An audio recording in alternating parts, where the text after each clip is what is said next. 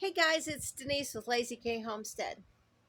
Well, before I get started on my latest video, I just want to thank everybody that has viewed our videos and um, posted likes and comments and subscribed. And I hit 10,000 views, which I'm so excited about. Willis is on the road, and I went ahead and I sent him a screenshot. He was so excited. He said, "Thank everybody for that. We just are so grateful that you guys are watching our videos and thinking that what we do is important, and we hope to share and just help people out as much as we possibly can. And plus, we have fun doing this." Um, also, I wanted to just say you've humbled us, and thank you again. So this video is kind of two parts. It's a grocery haul of what we try to keep in stock. Winter will be here soon. It's the first part of September, and we try to keep things in the freezer and dry goods in food safe uh, plastic containers. I get those from Tractor Supply, and it'll say food grade, and they come with lids. Well, I think you have to pay for the lid separate, but it's not very expensive, maybe $8.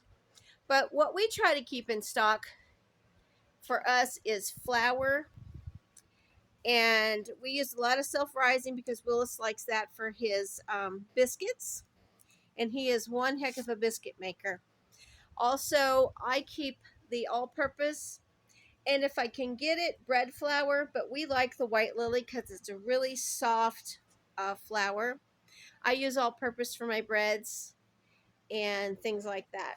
Also, yeast.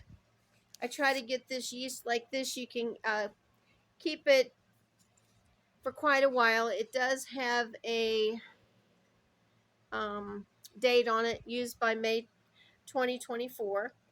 If you buy the packets, like the three packets, you can keep those in the freezer, which I do.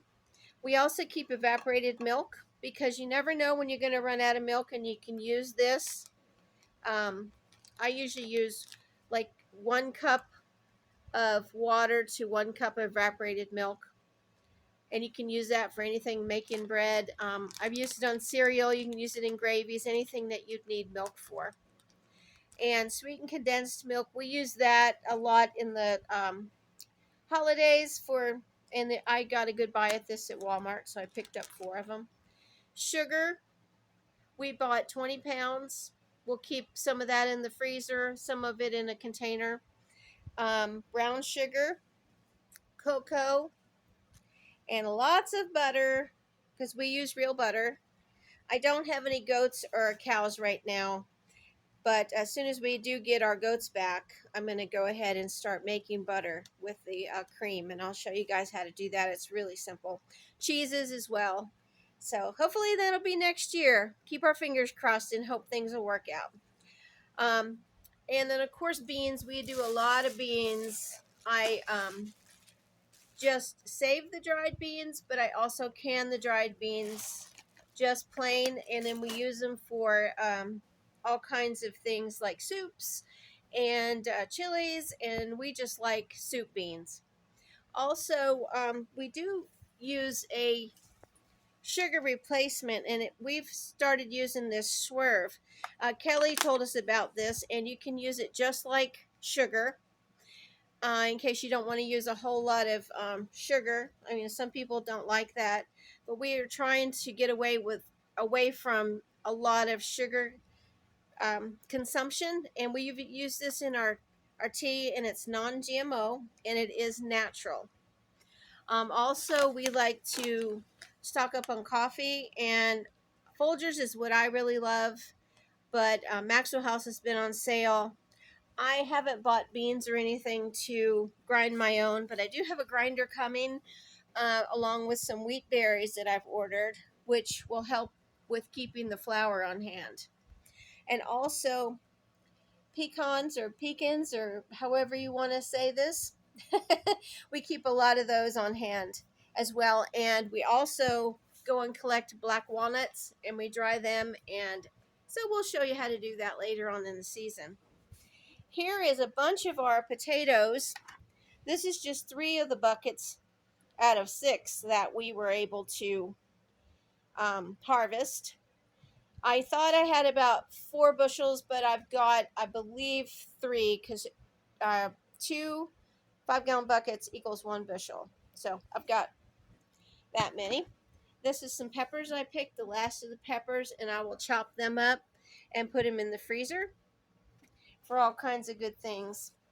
And then here's the garlic that we harvested earlier this year, and so proud of that. We use a lot of garlic, and you keep that in a cool, dry place, and I've kept it in the house since we harvested the first part of the summer. It is something that you plant in the fall and harvest when it starts to die back in late spring or early summer. So some of these pods I'll go ahead and replant. So let me get over here and show you some more stuff.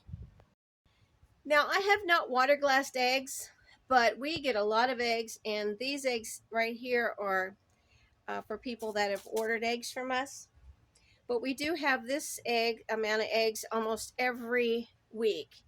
So that is, let me see, 4.5 dozen. I may try to water glass them, but like I said, I haven't tried. And a good friend of mine, Betsy, on Sweeter's Garden, she had a video on how to do that, so I may just try that. Something else I wanted to show you guys. This was my grandmother's bread box from the 50s, and I just love it. And I found this. It's ceramic, and I'm crazy about ceramic stuff. But this is something I found at the flea market, and I keep used lids in there. But it has the lady who made this, and it was Elise in 1972. So 50 years ago, Elise made that. I don't know who she was, but I'm treasuring your creation. And then I also went to a little consignment shop here in Monterey, and I found this cauliflower teapot. It doesn't have anything on the bottom, but I just thought that was such a cute little set.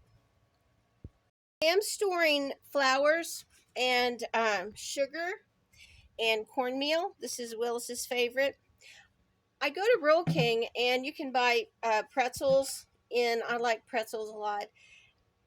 And I usually get one every 6 months, but I keep these plastic containers, and this is what I store the flours. This is all-purpose and bread flour.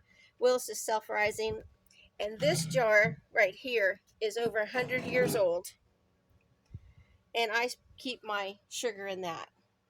And that came from Pearl Harris's house, and anybody who knows me from Virginia, from Louisa County, will know who Pearl Harris is. She was just a great lady, and I took care of her in her last days. But I have this from her home.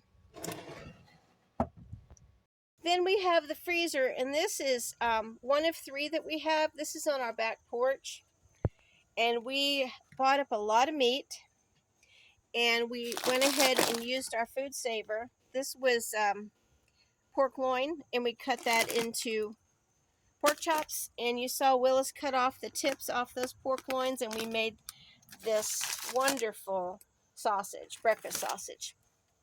And we have chicken, we've got chuck roast, and I've got some 2 pork butts down here.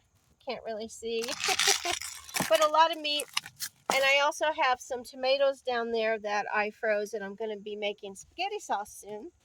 And I'll show you guys how to do that in a later video. Also, we do a lot of canning, and this is the canning and honey harvest from this year, and we've got our shelves pretty well full. A couple of spaces in there, but we've got room for some other things. I'm going to be buying some apples soon, the end of September, and making applesauce and some things like that, which will fill those holes. And I also have rice down there that I go ahead and I save in dry jars. And another little pantry that I've got right here that we've got full from this year, and I'll have the applesauce filled up once I get that, and we'll make apple pie filling and things like that. But anyway, guys, thanks again for liking our videos. Please share, subscribe, comment. I'd love to hear from you. Any things you'd like to say about what we do or you'd like to see us do, please give us a shout. We really appreciate it. Y'all have a great day from Lazy K Homestead. Bye.